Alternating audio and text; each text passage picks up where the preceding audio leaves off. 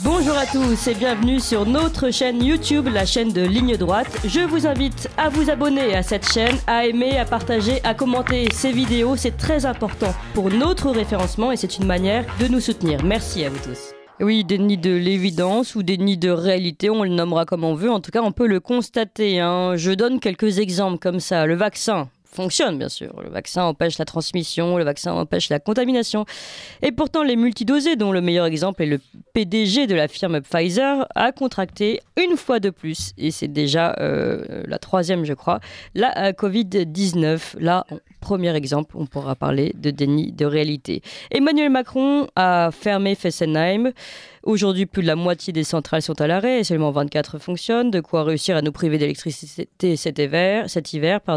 Mais Emmanuel Macron n'est pas responsable et la pénurie d'électricité n'est pas liée à notre gouvernement, mais bien au grand méchant Vladimir Poutine.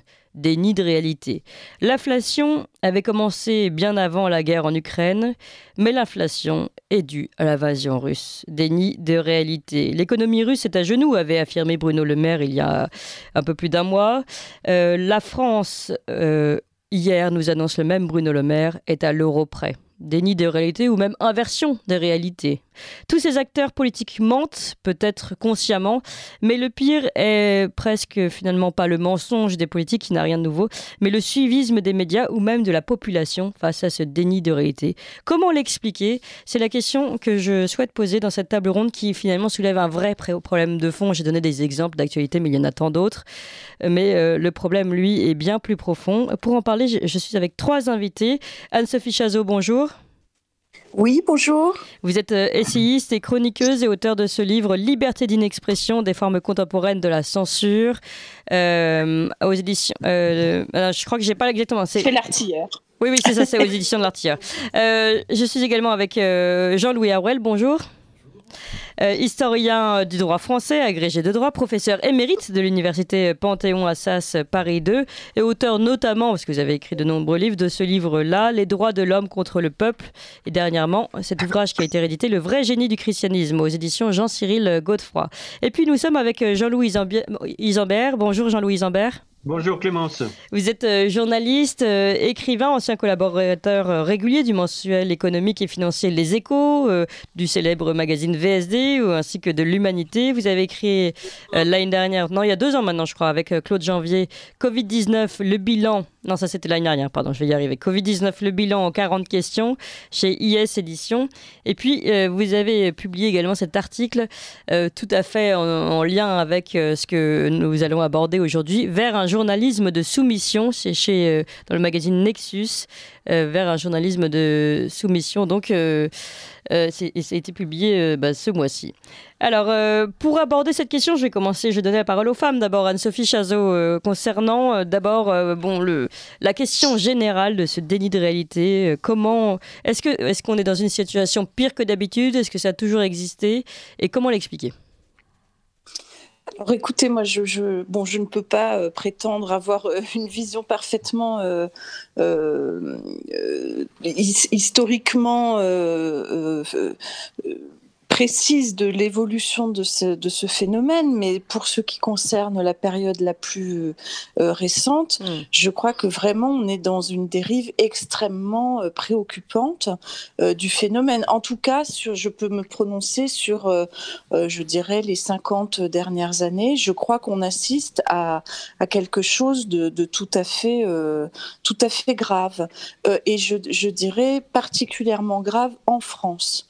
Pour des raisons dont on va peut-être débattre sur ce plateau, mais je n'ai pas souvenir que le suivisme dont vous avez très bien retracé notamment les différentes thématiques du moment était si important il y a encore quelques années, alors même qu'on fustigeait, souvenez-vous, l'ORTF, etc. Bon, tout à fait. Il y a bien sûr une radio-télévision d'État, néanmoins il y avait une très grande qualité, on l'a beaucoup raillé, un peu à tort à mon avis, il y avait une très grande qualité journalistique, alors certes très en rapport avec le pouvoir, mais avec une véritable exigence du travail journalistique. Et à côté de ça, un vrai journalisme de presse écrite. Hein. Il me semble que depuis maintenant quelques années, pour des raisons à la fois d'évolution technologique, mais aussi pour des raisons structurelles liées au monde médiatique, on n'a plus d'indépendance réelle. Alors il y a des raisons liées au financement, le subventionnement, c'est quelque chose qu'il va falloir un jour quand même remettre sur la table. Hein. Il y a aussi la question d'une certaine forme de porosité, je dirais à la fois sociologique et idéologique entre le monde médiatique et le monde politique. Il y a aussi la question de la concentration des pouvoirs dans quelques les tycoons, oui. Hein, voilà. Donc on sait ce que ça peut donner en termes d'indépendance, etc. Et on se retrouve avec un réel qui est non seulement occulté, mais qui est délibérément voilé. Enfin, je veux dire, on a une volonté. C'est pas seulement qu'on ne le voit pas, finalement. Oui. Voilà, c'est pour ça que moi je le rapporte à mon centre de réflexion, qui est celui de la censure, parce que je considère qu'il s'agit véritablement d'une censure. Le réel n'est pas regardable pour des raisons idéologiques et politiques, et donc on va l'occulter et en même temps on va se surfocaliser sur un autre réel qui va servir de diversion, si vous voulez. Alors, donc, Anne-Sophie Chazot, il y a un ensemble de phénomènes qui produit cette incapacité du monde journalistique à finalement simplement faire son travail. Enfin, ce qui est intéressant, à quelques exceptions près. Bien sûr. Non, mais on entend bien que évidemment tous les médias ne sont pas aux ordres, etc. Ne rentrons pas dans les généralités. Jean-Louis Imbert, ce qui est intéressant, c'est que vous êtes un journaliste émérite, vous avez travaillé pendant longtemps dans de nombreuses rédactions. Donc vous avez pu voir évoluer les choses, et d'ailleurs je crois que votre dernier article, votre dernière enquête, vous avez tenté de la faire publier dans de nombreux médias que vous connaissiez déjà, et vous avez essuyé des refus. Oui, bien sûr. Je suis journaliste depuis 1972. Donc, j'ai vu au fil de ces 50 années évoluer la profession. Et je dirais que pour faire suite à ce que disait Anne-Sophie Chazot, plus le capital des sociétés qui sont propriétaires des médias s'est concentré, plus vous avez eu non seulement une perte de la qualité du travail journalistique des journalistes, mais vous avez eu aussi un développement considérable de la désinformation, c'est-à-dire que la diffusion d'informations, on laisse des faits de côté, on ne donne pas tous les faits, on donne des faits qui arrangent le pouvoir, on ne publie que des articles qui ne vont pas gêner tel ou tel actionnaire. Alors on le voit avec notamment, il y a plusieurs phénomènes. Là, le premier, c'est la concentration du capital, où vous avez quelques grandes familles de milliardaires qui sont propriétaires de la plupart des titres. Je parle essentiellement de la presse écrite. Hein. Et puis, quand vous voyez que sur les 2020, vous avez environ 80 millions d'euros d'aide à la presse écrite, les 80 millions, ils se répartissent entre 6 groupes qui sont détenus par 8 familles de milliardaires. Alors, ce sont des gens qui n'arrêtent pas de vous chanter les louanges du libéralisme, mais qui, dans le même temps, n'hésitent pas à piocher dans les caisses de l'État pour maintenir leur titre à flot, parce que ce qu'il faut voir, c'est que sans ces aides de l'État, la plupart de ces médias sont en perte continue de lecteurs. Alors là, c'est cette perte de lecteurs, on l'a bien vu là dans l'enquête dont vous parliez tout à l'heure, le livre que nous avons publié avec Claude Janvier, Covid-19, le bilan 40 questions, il y a une désaffection croissante, continue du public français par rapport à ce que disent les médias. Oui. Quand on a fait notre enquête, nous, sur ces 2 ans de bilan de Covid-19, mais c'était le nombre de gens qui nous ont dit n'importe comment, on ne sait plus qui croire. Entre les politiciens, il y en a un qui dit blanc, l'autre qui dit noir. Oui. Et quant aux Puis médias, parfois c'est le même, non, parfois c'est le même qui dit blanc et noir à quelques semaines d'intervalle. Hein. En plus. Donc pour les gens, la formule on ne sait plus qui croire, c'est vraiment on est désinformé, quoi. Alors je vous donne la parole quand même, Jean-Louis Harouel, historien du droit. Est-ce que vous aussi vous sentez cette évolution presque qu'on pourrait considérer comme historique d'une perte d'une certaine liberté d'expression, C'est indiscutable. C'est indiscutable. Et alors, j'ai écouté avec beaucoup d'intérêt ce qui vient d'être dit. Moi-même, je ne suis pas du tout spécialiste des médias, même si je les utilise beaucoup. Dans ma perspective, j'aurais tendance à rattacher ce phénomène à quelque chose de plus large, qui est l'assujettissement toujours plus grand d'une nouvelle religion séculière qui est au pouvoir depuis quelques décennies, la religion des droits de l'homme. Alors la religion des droits de l'homme, du fait de ses origines gnostico-millénaristes, eh bien, elle est caractérisée par le fait que son fondement même, c'est un déni du réel, puisqu'elle substitue toutes les religions séculières. Mais le communisme, le nazisme, etc., la religion des droits de l'homme, toutes les religions séculières ont pour caractéristique de substituer au monde réel un monde imaginaire. Et ensuite de définir le bien et le mal à partir non pas de la réalité et d'une observation objective de la réalité, mais de définir le bien et le mal par rapport aux idéaux de ce monde imaginaire. Par exemple de ce refus de réalité. Le communisme, la religion séculière communiste avait décidé que la collectivisation était le bien. Conséquence, la collectivisation des terres était le bien. Conséquence, les paysans devaient aimer la collectivisation. Bien sûr. Les paysans ont montré très, très, très fortement qu'ils n'aimaient pas la collectivisation. Et dans tous les pays communistes, les paysans ont été persécutés atrocement. C'est-à-dire que l'idéologie, la religion séculière n'a pas tenu compte du réel. Et ça, c'est un phénomène. Bon, j'ai pris cet exemple du communisme. On peut le donner très très facilement avec la religion des droits de l'homme. Par exemple, la religion des droits de l'homme, elle a, comme on le sait, des tas d'aspects. Et un des aspects de cette religion, c'est un fanatisme religieux en faveur de l'immigration. Un autre aspect de cette religion, c'est un fanatisme religieux en faveur de l'avortement. Le bien, c'est toujours plus d'immigrés. Le bien, c'est toujours plus d'avortements. Le mal, c'est s'opposer à l'arrivée des immigrés en nombre. Le mal, c'est essayer de limiter l'avortement. Et on ne s'occupe pas de savoir la réalité, on ne s'occupe pas de savoir si ces immigrés sont compatibles ou pas avec le pays où ils s'installent. On ne s'occupe pas de savoir non plus si un recours très très massif et toujours plus grand à l'avortement ne distribue pas purement et simplement la société dans laquelle on se trouve. L'un des aspects majeurs de ce déni de réalité, c'est par exemple le fait que tous les médias considèrent comme monstrueux de parler de grand remplacement, alors que c'est une chose absolument évidente. Voilà, on est... Emmanuel Macron lui-même aujourd'hui parle de transition démographique. Vous allez continuer, Jean-Louis Harouel, à développer votre pensée. On se retrouve juste après ce flash info. Il est 8h01 sur Ligne Droite. Et nous retrouvons cette table ronde autour du déni de réalité. Comment en est-on arrivé à cette situation-là ? Charles Péguy, il disait déjà, il faut dire ce que l'on voit. Et surtout, mais ce qui est plus difficile, il faut voir ce que l'on voit. Pourquoi est-il si difficile aujourd'hui de voir ce que l'on voit ? On en parle avec Anne-Sophie Chazot, essayiste, chroniqueuse, auteure du livre Liberté d'inexpression des formes contemporaines de la censure aux éditions de l'Artilleur. Jean-Louis Zimbert, journaliste, écrivain, ancien collaborateur de nombreux journaux bien connus, Les Échos, VSD, L'Humanité.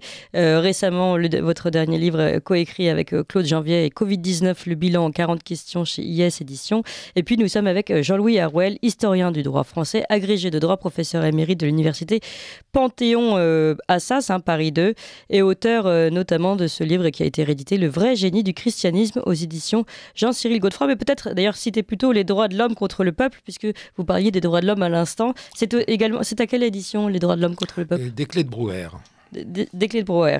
Alors justement, vous parliez des droits de l'homme et du fait que c'est peut-être cette religion des droits de l'homme, John Orwell, qui se substitue peu à peu au monde du réel et que finalement c'est une tendance générale. C'est-à-dire qu'elle interdit, cette religion interdit de voir le réel. Elle interdit de voir le réel, elle oblige les gens, elle oblige les gouvernants, elle oblige les médias, elle oblige les citoyens à vivre dans un monde imaginaire et à ne pas voir ce qu'il y a d'anormal dans les situations que nous vivons. Et ce qui est intéressant avec cette grille de lecture, c'est finalement, il y a encore cette notion de bien et de mal qu'on ressent fortement aujourd'hui. Hein. Il est bien de dire du bien, par exemple, de la vaccination. Il est mal d'émettre des doutes sur les effets positifs ou négatifs de cette vaccination. Il y a même cette notion de bouc émissaire désormais, hein, des personnes qu'on a le droit de vouloir, on a le droit de vouloir les... Bien sûr, de la même manière que dans des systèmes totalitaires antérieurs, là on a un totalitarisme soft, où on se contente d'exclure socialement les gens. Avant, on les mettait à mort, c'était un peu plus brutal, mais c'est le même principe. Oui, c'est une mort sociale. Ça commençait avec Robespierre et le Comité de salut public. À un moment donné, il y a les bons et les mauvais. Les mauvais, on les élimine sans aucun scrupule. Sans aucun état d'âme. Ils n'appartiennent plus à l'humanité, ils se sont mis eux-mêmes en marge de l'humanité. Oui, c'est ça. Alors, je suis sûre, Anne-Sophie Chazot, que vous serez d'accord avec cette grille de lecture. Si vous voulez, si on la raccorde à certaines problématiques récentes auxquelles on a été confronté, on ne peut évidemment que souscrire. Je vais essayer de revenir à quelques exemples médiatiques concrets qui ont été assez spectaculaires. Je vais par exemple prendre l'exemple des incidents au Stade de France. Vous avez un réel qui s'impose avec évidence au monde entier. Je dis bien au monde entier, et grâce à une situation technologique qui permet de contourner, je dirais, le contrôle médiatique du réel, c'est-à-dire que vous avez les réseaux sociaux, les téléphones portables, etc., qui permettent au monde entier, je dis bien, de voir ce qu'il faut voir. À côté de ça, vous avez le pouvoir qui, obéissant à la grille de lecture qui vient d'être énoncée, qui est celle du bien et du mal, va vous expliquer que ce que vous voyez n'existe pas. C'est-à-dire, ce que vous voyez, ce sont des délinquants urbains et périurbains dont on a bien connaissance.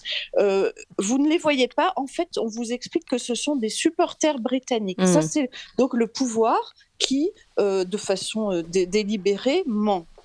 Ça, c'est la première couche, si je puis dire. Et derrière ça, vous avez l'écrasante majorité des médias nationaux, contrairement aux médias du reste du monde. Et je redis, c'est pour ça que je tiens à le dire, que les médias français sont, dans leur très grande majorité, beaucoup plus sinistrés que ceux du reste du monde. On a un vrai problème hexagonal. Et ça vaut pour l'Ukraine, ça vaut pour tout un tas de sujets, le vaccin, ça vaut pour tous les sujets un peu compliqués du moment. On a une presse des médias extrêmement suivistes par rapport au pouvoir, très serviles. Et donc, ces médias vont vous expliquer, comme en relayant le discours, en l'occurrence, de Gérald Darmanin, que bien sûr, non, ce n'était pas des délinquants, entre guillemets racailles, etc. Non, c'était bien des supporters britanniques. Là-dessus, vous avez une enquête du Sénat qui va quand même pointer un certain nombre de dysfonctionnements. Vous avez la question des caméras de surveillance qui ont été quand même scandaleusement effacées. Ça n'a semblé déranger absolument personne. Tout à fait. Et vous n'avez aucun travail. Je veux dire, on est quand même loin du Pulitzer, vous voyez. Donc, je veux dire, voilà. Donc ça, c'est un exemple, mais on peut en prendre d'autres. Dans votre journal là de 8 heures, vous avez parlé. Il a été évoqué la question de Snowden. Oui, tout à fait. Directement en rapport avec notre sujet aussi, parce que nous avons la question aussi du journalisme d'investigation et de la capacité à faire du vrai journalisme d'investigation. Ça n'est quasiment plus possible. Et pourquoi ça ne l'est plus ? Parce qu'on a... alors, je vais rappeler d'ailleurs, juste parce que je tiens à le dire, que Julian Assange est un prisonnier politique en Europe à cause des États-Unis qui ne veulent pas qu'on sache que leurs motifs de guerre sont inavouables et fondés sur des mensonges. Hein. Ça, c'est quand même la base. Qui est quand même particulièrement d'actualité d'ailleurs comme thématique. Vu le contexte, ça serait quand même bien de s'en rappeler. Bon, nous avons un président qui a été exhorté par un certain nombre de militants légitimement à lui accorder l'asile, le droit d'asile. Alors, on accorde le droit d'asile à Dieu sait qui ne le mérite souvent pas tellement. On l'a proposé à toute vitesse pour une journaliste qui a osé en Russie lever un petit panneau d'affichage pour dire on vous ment. Enfin voilà, mais comme vous dites, c'était loin de Pulitzer. On a la main très leste sur l'accueil, mais alors quand il s'agit d'accueillir un vrai prisonnier politique et un journaliste, en l'occurrence d'investigation, là, bizarrement, c'est courage fuyant. Donc bon, je referme mais peut-être parenthèse, c'est courage fuyant parce qu'il s'agit là d'un journaliste qui dit du mal. Attention, non pas de la Russie cette fois-ci comme l'autre journaliste qui en a, mais de l'ami américain. Donc là, ça pose. Voilà, donc si vous voulez, mais ce que je veux pointer, c'est qu'on est au-delà bien sûr, c'est de ce côté complètement inavouable de servilité par rapport aux États-Unis, et leurs motifs de guerre qui sont réitérés actuellement dans l'affaire ukrainienne. On a une très grande servilité du pouvoir macroniste par rapport à l'agenda, je dirais, de soumission du monde médiatique aux intérêts économiques. C'est-à-dire que, par exemple, l'une des premières actions de l'exécutif Macron, ça a été la transposition en droit français de la fameuse directive européenne secret des affaires. C'est-à-dire qu'en fait, c'était quand même très important ce dispositif. C'est en fait une loi Bayon qui va empêcher, par tout un tas de dispositifs, qui va être totalement dissuasive pour empêcher le journalisme d'investigation. On a vu qu'elle a produit ses effets récemment. Eh bien, bien sûr, avec l'affaire Alcis. Parce que c'est pas possible de travailler dans ces conditions, vous prenez trop de risques. Alors, Donc il y a tout un tas comme ça de niveaux, si vous voulez, et de sujets à la fois de société ou économique ou politique ou géopolitique qui font que le réel n'est plus possible en fait, n'est plus accessible en fait. Jean-Louis Isenberg, vous qui, je le rappelle pour nos auditeurs, avait fait vraiment du journalisme d'enquête et avait dénoncé notamment l'implication de 40 banques européennes dans le plus grand crash boursier de la place de Genève en 1995. Est-ce qu'à cette époque-là, il était facile pour vous de publier des articles d'enquête sur ce sujet? Ou déjà, c'était compliqué? Ça commençait déjà à être compliqué effectivement à l'époque. Et les choses se sont aggravées par la suite. Alors après, pour revenir sur ce qui a été dit tout à l'heure, c'est vrai que pour moi, le monde médiatique, évidemment, il est soumis mais il est surtout la propriété de grands groupes privés.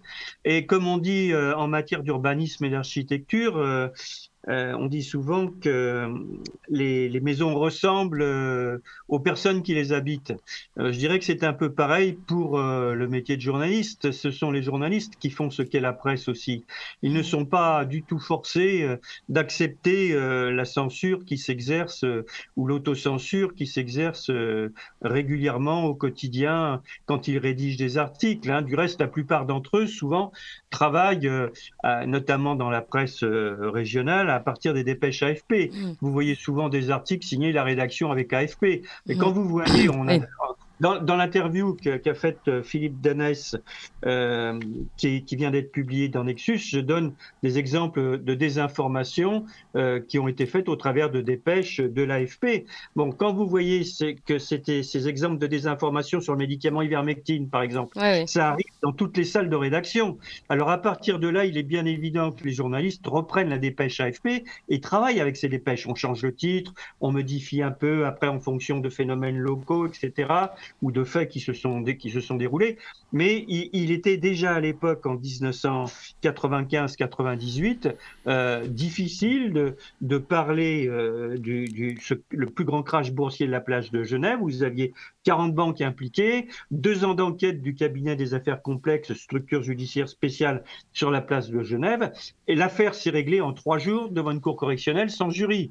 Il faut savoir que le président du Crédit Lyonnais de l'époque et le directeur général qui faisait l'objet d'un mandat d'amener ne se sont jamais rendus au tribunal de Genève. Donc vous voyez, c'est pour vous dire après, quand vous venez en France et que vous sortez, que vous revenez et que vous écrivez votre enquête, et pour faire publier cette enquête dans la presse, ça a été excessivement difficile. Mais après, si vous voulez, quand les choses ont évolué, on va se porter après 98, 3-4 ans plus tard seulement, avec le Crédit Agricole hors la loi, où j'expose l'aspect historique de l'évolution de la banque qui est intéressante, et je montre comment cette banque, qui au départ est une idée syndicale, où ce sont des agriculteurs qui se groupent pour se donner les moyens financiers de développer leur production, se retrouvent dans les paradis, dans les places offshore, donc dans ce qu'on appelle des paradis fiscaux. Et là, alors là, vous avez vu dans l'interview que j'ai donnée à Philippe Donès dans Nexus, je veux dire, ça va même jusqu'à le magistrat d'un tribunal qui, dans un référé, écrit noir sur blanc, la Cour n'a pas pris connaissance du livre, mais quel que soit son contenu, il faut l'interdire. C'est incroyable. Donc, interdire le livre à la diffusion, avec 500 000 francs par livre qui serait diffusé, jusqu'à l'entrée en bourse du groupe bancaire. Nous sommes en décembre 2001.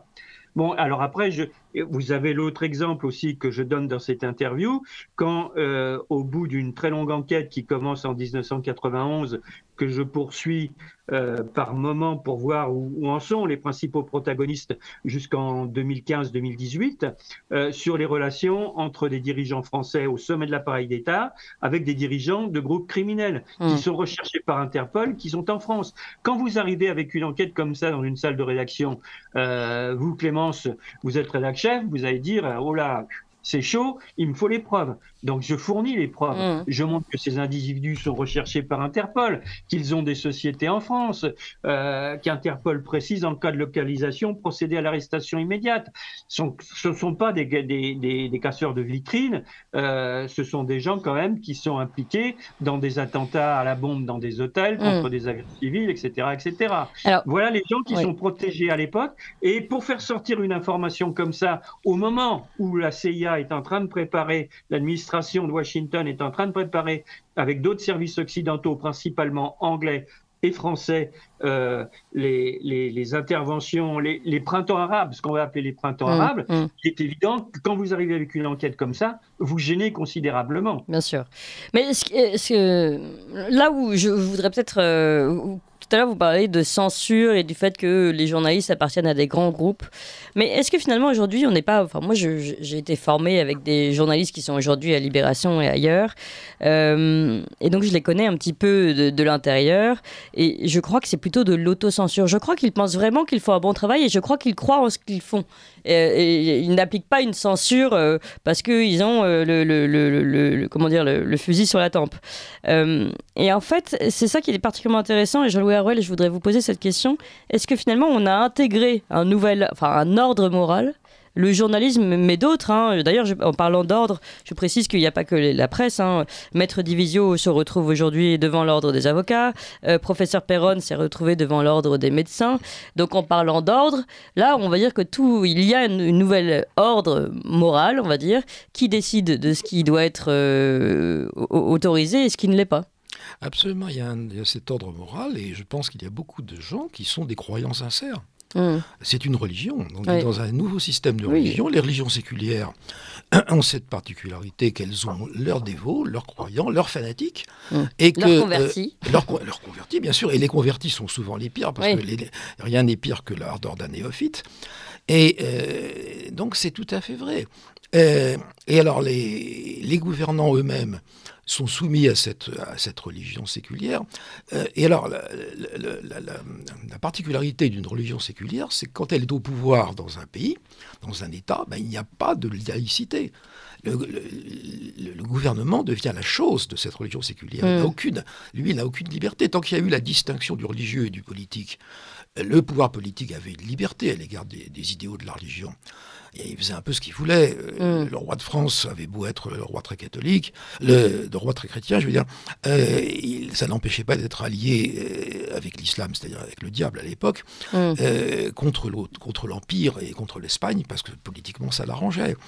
Donc tant qu'il a existé une disjonction du politique et du religieux, le politique avait une certaine liberté par rapport au dogme de la religion. Actuellement, on est dans un système totalitaire parce que le politique n'est plus que l'instrument de cette religion, et quand le politique de temps en temps est saisi par la réalité et qui voudrait agir dans le domaine de la réalité au lieu de se référer simplement aux idéaux religieux de la religion et des droits de l'homme, et bien à ce moment-là le juge le rappelle à l'ordre et l'oblige à penser et à agir comme il doit le faire, c'est-à-dire le politique ne peut pas vouloir autre chose que les idéaux de la religion des droits de l'homme, et il ne peut pas vouloir agir autrement que conformément aux idéaux de la religion des droits de l'homme. Donc c'est vraiment un totalitarisme feutré mais réel. Anne-Sophie Chazot, est-ce que vous êtes d'accord avec cette expression de régime totalitaire pour décrire le régime dans lequel nous sommes aujourd'hui? Je précise que tout à l'heure, Jean-Louis Aurel a parlé de totalitarisme soft. Alors, comme on est sur Radio Courtoisie, on va dire totalitarisme doux. Là, j'ai dit feutré. Feutré, voilà, exactement, oui, feutré. Oui. Je pense que c'est tout à fait juste dans le sens où ça propose une vision totalisante du réel, c'est-à-dire que tout le réel est enclos dans une grille de lecture qui est normative. Donc effectivement, de ce point de vue-là, c'est tout à fait opérationnel. C'est opérationnel également au plan de la contrainte, qui a beau être soft, elle emporte quand même tout un tas de conséquences qui sont loin de l'être soft. Lorsque vous avez le malheur de vous écarter du droit chemin, les conséquences sont rudes.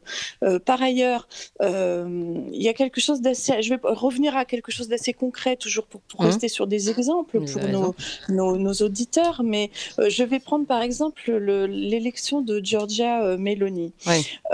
Alors là aussi, c'est un festival. Moi, je me régale. Néo-fasciste, post-fasciste. Voilà, ces moments médiatiques sont toujours très intéressants parce qu'on a un phénomène politique intéressant, qu'on soit pour ou contre, ça n'a pas d'importance, mais voilà, il y a un fait politique important. Et j'ai observé avec beaucoup de gourmandise la façon dont les médias, en tout cas nationaux, français, éludaient complètement le cœur du problème. Or, on le sait très bien, quelle est la raison principale pour laquelle l'électorat italien s'est reporté sur Giorgia Meloni, c'est la question migratoire. Et donc, on a passé 24 à 48 heures à voir comme ça les médias français tourner autour du pot sans jamais l'aborder, la question de l'immigration. Je vous assure, vraiment, c'était très spectaculaire. Ça n'a quasiment pas été évoqué. C'est un réel qui n'existe pas. Tout comme d'ailleurs, pendant tout l'été, on ne pouvait pas mettre un pied dehors de chez soi sans risquer de se faire qui égorger, qui dépouiller, qui violer, etc. Mais la question de l'intégration ou de la question de la délinquance, de l'insécurité, etc., n'ont jamais pu être évoquées frontalement et pour cause. Donc voilà, on ne voit pas le réel, on ne veut pas le voir, on l'élude.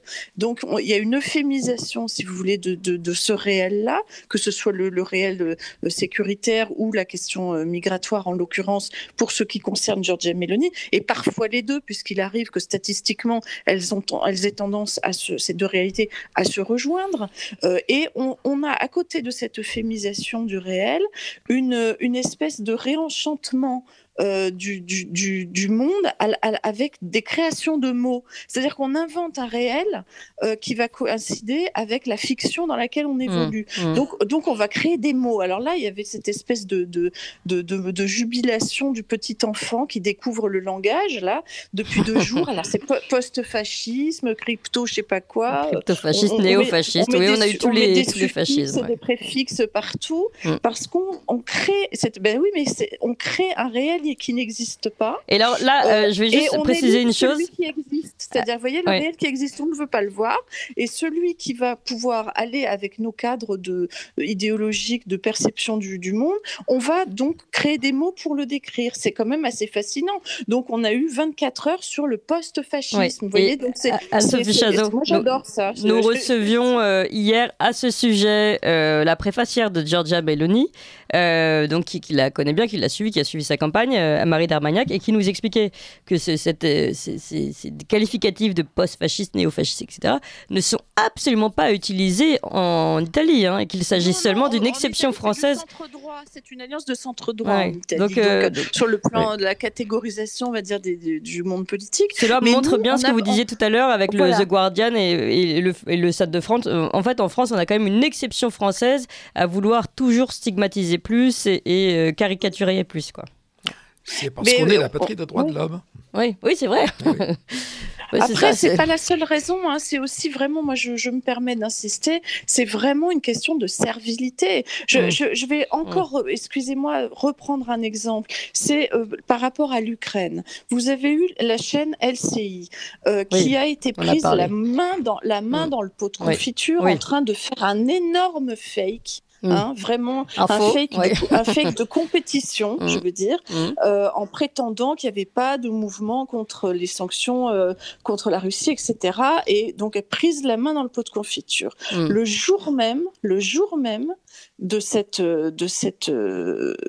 qui est une énorme erreur déontologique et qui a encore 10 ou 20 ans aurait valu la démission. La démission des personnes concernées par cette désinformation délibérée et massive, le jour même, ils ont été décorés d'un prix journalistique. Oui, tout à fait. Est-ce que les gens se rendent bien compte de ce que ça veut dire ? Oui. Mais c'était quel prix d'ailleurs, vous vous rappelez ? Non, je me souviens plus, mais c'était quelque chose d'assez prestigieux qu'on pourrait retrouver très facilement. Mais je me demande si c'était pas un prix américain, il me semble qu'il y avait quelque chose comme ça. Alors, mais un prix du monde otanien, on va dire globalement atlantiste, mais prestigieux si vous voulez quand même, avec une soirée de gala, etc. Enfin, très honorifique, et donc ils se sont fendus d'une bafouille en disant c'est une erreur. C'est comme, d'ailleurs, c'est la même rhétorique que lorsque le gouvernement reconnaît des erreurs. Oui. Olivier Véran, dans un livre, un an plus tard. Olivier Véran, je me suis trompée. Pareil, Darmanin va dire oui, je me suis trompée. Non, c'est pas des erreurs, ce sont des mensonges. C'est un travestissement délibéré du réel. Donc on est sur un calque comme ça très précis de la problématique médiatique et de la problématique politique. Et de l'autre côté, il y a la tenaille qui est mise en évidence par Monsieur Isambert, qui concerne la pression des milieux d'affaires. Donc, si vous voulez, entre ces deux tenailles, la pression morale d'un côté, la pression des milieux d'affaires de l'autre, il est quand même très compliqué de trouver son chemin. Oui. Il y a un chemin, c'est celui des réseaux sociaux. Les réseaux sociaux permettent une réinformation qui est quand même nouvelle dans le paysage médiatique. Mais justement, cette voie fait l'objet d'une volonté de censure permanente de la part du pouvoir. Et réitérée récemment par Emmanuel Macron. Et d'une volonté de disqualification par le monde médiatique qui ne veut pas qu'une réalité alternative puisse éventuellement lui échapper à son monopole. C'est-à-dire que vous avez les médias traditionnels qui ne vont cesser de produire des discours disqualifiants, délégitimants, etc. Alors à coup de ça va être poutiniste, ça va être complotiste, ça va être fasciste, etc. On connaît toutes les techniques de disqualification et de délégitimation des contenus qui ne sont pas sous contrôle pour justement garder à toute force cette description du réel sur laquelle on a la main. Alors, c'est quand même très préoccupant, je ne vous cache pas. Tout à fait d'accord. Jean-Loup Isambert, la parole à chacun avant de conclure cette table ronde. Jean-Loup Isambert, comment sortir justement de ce système, de ce schéma dans lequel on a l'impression qu'on est entré, dans lequel on est empêtré? Bon, ça, comment en sortir, c'est une question délicate parce qu'elle pose la question des moyens d'information, et les moyens d'information sont entre les mains des grands propriétaires privés de la finance et de l'économie. Donc, c'est vraiment... il faudrait déjà dégager l'État de sa présence dans les médias, qu'il y ait des chaînes publiques, ça je le conçois parfaitement. Comme le disait tout à l'heure Anne-Sophie Chazot, il fut une époque où il y avait 1, 2, 3 chaînes, mais il y avait une qualité journalistique au travers des reportages qui étaient diffusés et autres, qui étaient d'une tenue vraiment supérieure à ce que nous connaissons aujourd'hui. Alors comment en sortir? C'est d'abord la question que vous posez, elle est importante, Clémence, parce que c'est que font les journalistes pour en sortir? Veulent-ils seulement en sortir? Ils travaillent dans des groupes dont ils ne connaissent pas les chiffres d'affaires, c'est tout juste ils savent à qui ils appartiennent, pour qui ils travaillent. C'est pour ça que moi je dis que la plupart d'entre eux ne sont plus des journalistes, mais ce sont des attachés de presse qui reproduisent les communiqués du pouvoir, que ça vienne du gouvernement, de l'Élysée, repris par l'AFP, on ne cherche pas à comprendre, on est en pied dans le journal, on a son salaire à la fin du mois, bon bah s'il y a un collègue qui se fait censurer quelque part, mais vous savez, il y a eu des licenciements à BFM TV, il y en a eu à l'Équipe, il y en a eu dans un tas de médias, mais vous n'avez eu aucune solidarité des journalistes entre eux. Si les journalistes, par exemple, disaient non, aujourd'hui, plus de photos, on s'oppose au licenciement. Si les journalistes prenaient en main leur destin, mais vous imaginez, attendez, regardez ces aides de l'État, c'est 80 millions d'aides de l'État à la presse écrite. Mais c'est un moyen de tenir les journalistes. Moi-même, quand j'ai diffusé quand j'ai publié le Crédit Agricole hors la loi, j'ai bien vu, si vous voulez, comment les choses se passaient. Vous arrivez pour expliquer un phénomène d'actualité à un moment où la principale